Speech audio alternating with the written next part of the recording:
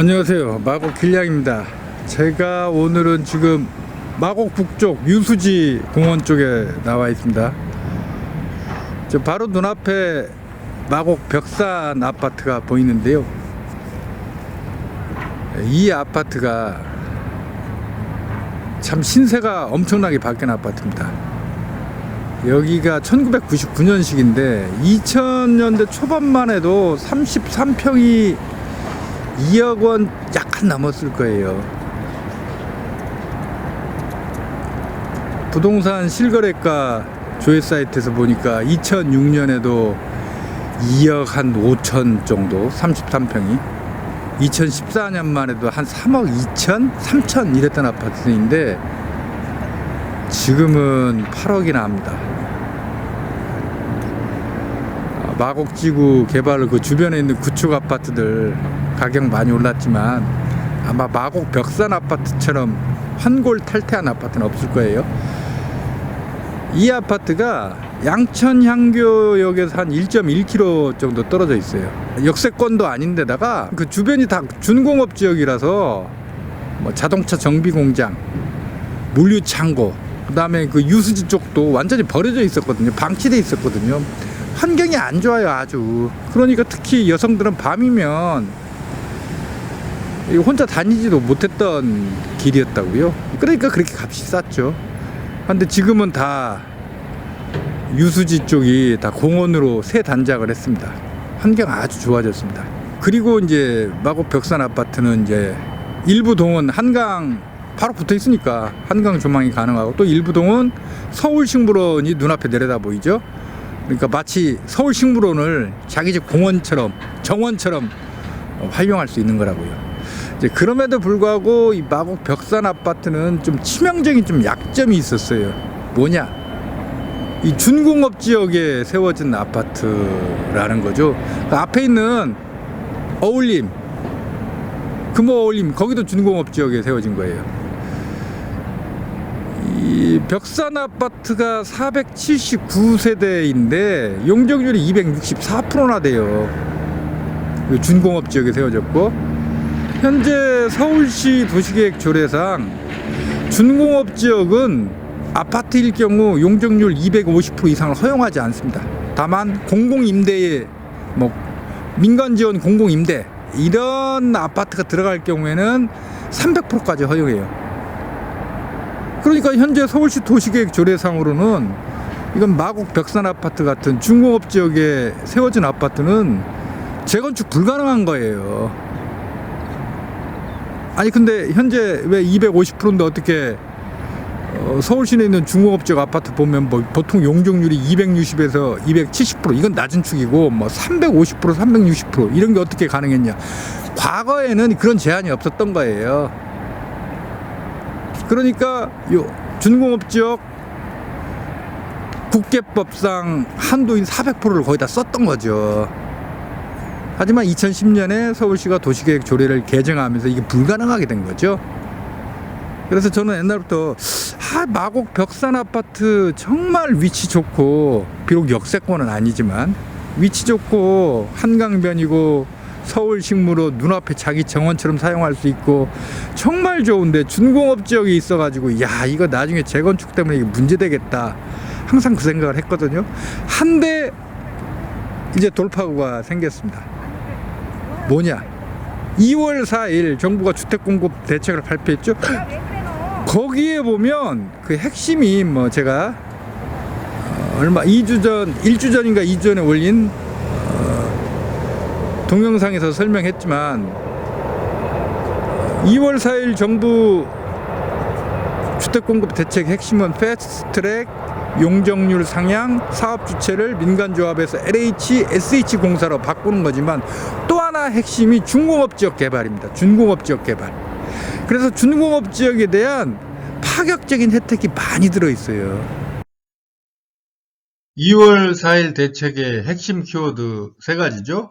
패스트트랙, 용적률 상향, 사업 주체를 기존 민간조합에서 LH, SH공사로 바꾼다. 정부가 제시한 사업 종류 많지만 공공 직접 시행 정비 사업, 도심 공공주택 복합사업이 핵심입니다. 앞에 건 공공재건축 재개발, 뒤에 건 도심 공공주택 사업으로 기억하시면 됩니다. 도심 공공주택 사업은 3년 한시입니다. 사업 종류가 역세권, 중공업, 저축노후 이 세 곳을 대상으로 하는데 이 중공업 지역 같은 경우에는 5,000제곱미터 이상 산업세태지역에 해당하고 법정상한이 용적률 400%, 법정상한이 용적률 400%거든요. 지자체별로 탄력 적용한다고 했지만 서울시 현재 도시계획조례상의 한계 250%를 넘게 해주겠죠. 특히 이제 공동주택 용적률 상향 시 공공임대 기부채납 미적용, 요건 큰 겁니다. 공공재건축 재개발의 경우에는 중공업 지역에 대한 언급이 없어요. 그러니까 염창동이 100% 중공업 지역에 아파트가 세워진 건 아니고 공항대로변으로는 2종이나 3종 일반 주거지역이 있습니다. 거기에는 이 공공재건축 재개발에 해당하죠. 하지만 양천로변의 염창동 지역 아파트는 거의 100% 준공업 지역에 있죠.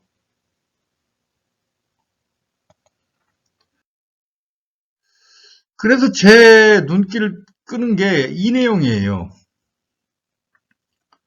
저축노후지역에 한정된 것이긴 하지만 저축노후지역이라는 건 다가구 다세대 많은 곳을 말하겠죠.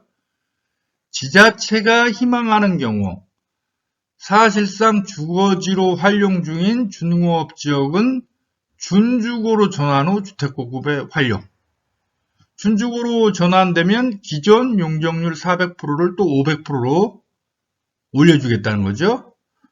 2월 4일 국토부 보도자료를 보면 전국 중공업 지역의 43%가 이미 주거지역화가 됐습니다. 염창생활권, 염창동, 등촌 1동, 가양 2동, 가양 3동, 준공업 지역의 52%가 이미 주거지역화됐죠. 문제는 이 지역은 모두 아파트라는 거예요. 따라서 이 염창동 지역 같은 경우는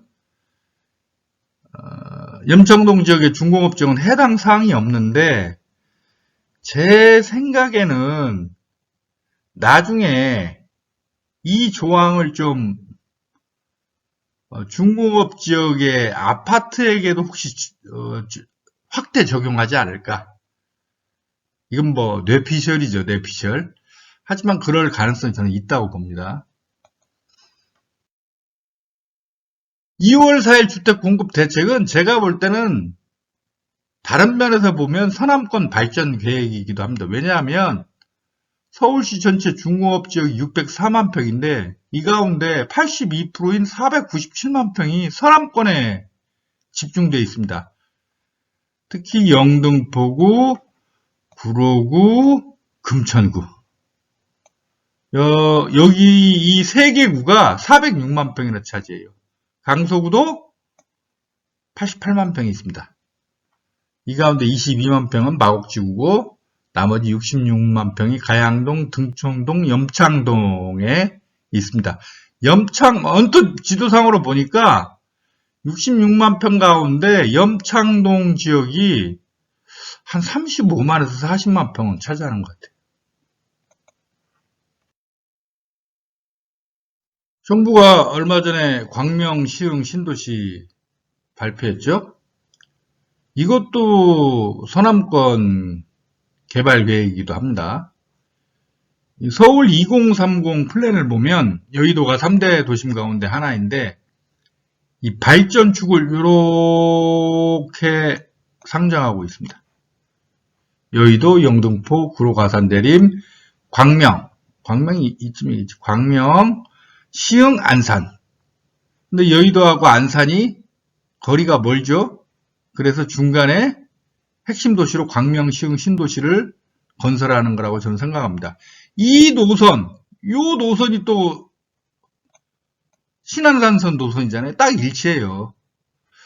그래서 제가 볼 때 광명, 시흥, 신도시는 다른 3기 도시와는 뭐 위치도 그렇고 규모도 그렇고, 규모도 380만 평으로 제일 크죠. 3기 신도시 가운데. 아마 자정용지도 엄청나게 확보할 거예요. 거기다가 기존 광명, 시흥, 테크노밸리 계획도 있잖아요. 그래서 광명, 시흥, 신도시는 정말 그 서남권에 있어서 굉장히 중요한 도시가 되지 않을까. 만약 정부 계획대로 된다면 거의 마곡하고 같은 위상을 가지게 하려고 정부가 시도하지 않을까. 이거 완전히 제 뇌피셜입니다. 저는 그런 생각이 듭니다. 중공업 지역 발전 대책이 제가 생각할 때는 이번이 세 번째입니다. 2009년 오세훈 시장 때, 2015년 박원순 시장 때 이미 중공업 지역 발전 계획을 세웠는데 잘 안 됐죠. 한데 변창흠 국토부 장관이 SH공사 사장을 3년이나 지냈어요. 그래서 이 양반이 서울시내 중공업 지역 상황을 잘 알 거예요. 제가 생각할 때는 서울시내 중공업 지역을 이대로 방치해서는 더 이상 손댈 수 없으니까 특단의 조치를 들고 나온 것이라고 저는 봅니다. 화면에 보이는 건 염창 동아 1차 아파트입니다. 1998년식으로 778세대인데 용적률이 316%나 됩니다. 여기 염창 동아 1차가 제가 알기로는 염창동에서 세대수가 제일 많을 거예요. 염창동 지역 아파트들의 특징이 있습니다. 첫째, 거의 90%, 언뜻 봤을 때는 90% 이상 중공업 지역에 세워져 있다. 그러니까 공항대로변은 2종, 3종 일반 주거지역인데 양천로변은 뭐 거의 100% 중공업 지역이죠. 그래서 용적률이 높습니다. 한 270에서 한 350% 사이인 것 같아요. 둘째, 중대형 위주지만 200에서 300세대 사이가 아주 많습니다. 최소 절반 이상이 200에서 한 300세대의 아파트인 것 같습니다. 심지어 100세대급도 꽤나 있습니다.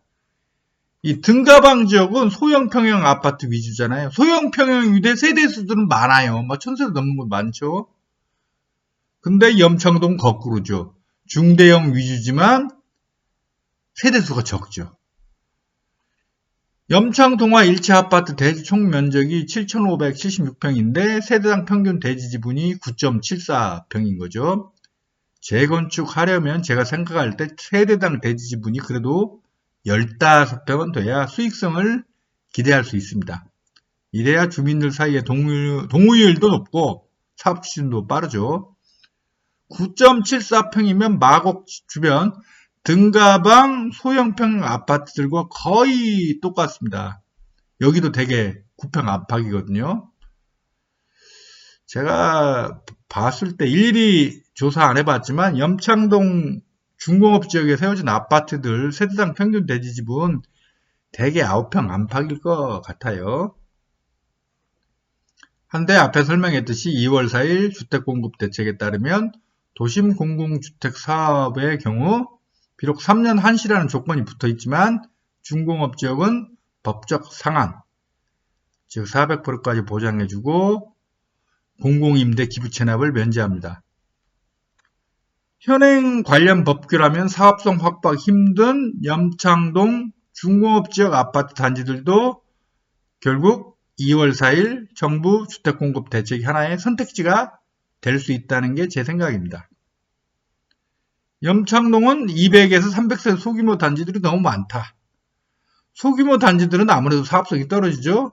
그리고 어떤 지역에 소규모 단지들이 쭉 늘어서 있으면 주변 환경이 쾌적해지기 힘듭니다. 이 문제를 어떻게 해결할까? 앞에서 말했듯이 저층 노후 지역을 주택공급 활성화지구로 지정할 경우 지자체가 희망할 때 한해서 중공업 지역을 준주거 지역으로 용도 변경해주고 주택공급을 위해 활용한다. 이 부분이죠. 이는 다가구 다세대 많은 지역에 적용되는 것이지만 나중에 중공업 지역에 세워진 아파트에도 확대 적용될 경우 괜찮은 선택지가 생기는 셈이죠. 한데 저층 노후 주거 지역의 요건이 면적 1만 제곱미터 이상입니다. 그러니까 3025평 이상이라는 건데, 염창동 중공업 지역에 있는 아파트 가운데 300세대 미만 단지는 아마 대지 면적이 3000평이 안 될 거예요. 그러면 이 한계를 돌파할 방법은 결국 통합 재건축이죠. 그러지 않아도 염창, 무성 1, 2차, 삼천리 아파트 이 3개 단지가 통합 재건축을 추진하는 모양이더라고요. 다 합치면 602세대입니다. 이 아파트는 중공업 지역에 있는데 연차가 28에서 30년 차입니다. 용적률도 200% 초반대로 낮습니다. 잘 추진되면 괜찮겠죠. 한데 이 통합 재건축이라는 게 정말 만만치 않죠. 같은 아파트 단지 주민들끼리도 그렇게 수많은 분쟁과 갈등이 있는데 다른 아파트 단지하고 함께 묶어서 한다? 좋기는 좋은데 정말 잘 추진되면 좋죠. 근데 실제 그 과정은 그렇게 만만치 않을 거예요. 아무튼 염창동처럼 소규모 단지들이 많은 곳은 결국 통합 재건축을 하면서 공공방식을 취하는 게 하나의 선택지가 될 수 있지 않을까? 저는 그렇게 봅니다. 단 준공업 지역이 저축 노후 지역으로 주거 지역화된 곳을 준주거로 바꿔서 기존 용적률 400에서 500%로 올려주겠다라는 이 정책이 아파트가 많이 들어선 준공업 지역에 확대 적용된다고 하더라도 이 모든 곳을 준주거로 바꿔줄까? 저는 그렇게는 안 할 것 같아요. 왜냐하면 이 준주거 지역이라는 곳이 주거 기능을 기본으로 하되 상업 기능을 겸하는 곳에 설정되거든요. 그러니까 예를 든다면 공덕역 주변에 준주거 지역이 많아요. 그래서 거기에 공덕 더샵, 공덕 파크자이, SK 리더스 뷰 요런 주상복합 아파트들이 서 있습니다. 공덕 로터리에서 신촌 쪽으로 가는 그 대로 있죠? 그게 6차선이냐 8차선이냐 아무튼 그 도로변으로 준주거 지역이 쭉 설정되어 있습니다. 따라서 염창동 양천로 변으로 죄다 중공업 지역이고 거기 죄다 아파트 서 있잖아요. 그곳을 미래에 만약 준주거로 바꿔준다고 해도 모든 걸 전체를 다 그렇게 해줄까? 제 생각에는 좀 힘들지 않을까. 이게 준주거 지역이라는 게 굉장히 희소해요. 상업 기능을 경험하기 때문에.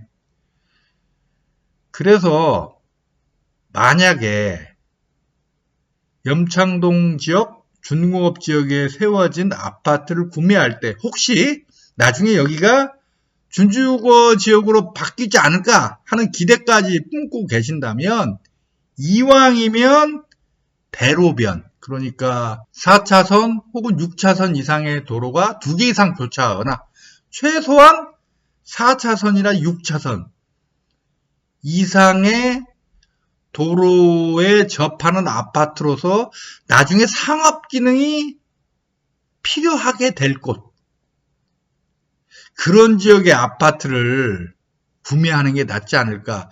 제 생각에는 아무래도 아무리 중공업 지역에 세워진 아파트라고 할지라도 안쪽 훅 들어가 있는 거 거기까지 준주거로 바꿔주기는 힘들지 않을까. 저는 그렇게 생각합니다.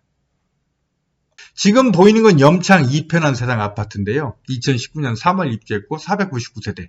여기는 이제 중공업 지역은 아니고 3중 일반 주거 지역이긴 한데 이 주변 분위기가 영등포 지역 아파트하고 좀 비슷하더라고요. 제가 업무 때문에 예전에 신길 뉴타운 쪽으로 자주 갈 일이 있었는데 분위기가 신길 뉴타운 쪽 아파트하고 좀 비슷해요. 물론 세대수는 훨씬 적지만 신길 뉴타운이 여의도 근접이기 때문에 위치는 아주 좋아요. 한데 그 주변 지역 환경은 그리 쾌적하다고 할 수 없어요. 영등포 지역 아파트들은 되게 좀 그런 분위기가 좀 있어요. 특히 당산동처럼 뭐 아예 전체가 중공업 지역인 경우 다 그렇죠. 그래서 신길 뉴타운 초기에 뭐 조선족들 산이 어쩌니 인터넷에 악플 아주 많이 달렸습니다. 저도 초기에 신길 뉴타운 위치는 너무 좋은데 그 주변 환경이 조금 거시기해서 야, 이게 상당히 집값에 좀 영향을 주지 않을까 저도 생각했었거든요. 근데 아니에요. 뚜껑 열어보니까 신길 뉴타운 값만 잘 오릅니다. 염창동 지역 아파트들도 좀 비슷한 것 같습니다. 제가 이번에 촬영하면서 보니까 염창동 아파트 단지들 사이 도로가 2차선으로 아주 좁더라고요. 방화동, 가양동, 등촌동은 안 그렇거든요. 그래서 조금 염창동 아파트 단지들의 이 좁은 도로가 좀 복잡하게, 좀 답답하게 느껴지기도 했어요. 근데 뭐 집은 염창동 아파트 잘 오르잖아요. 여의도와 마곡 중간에 있고 한강변이고 9호선 라인이고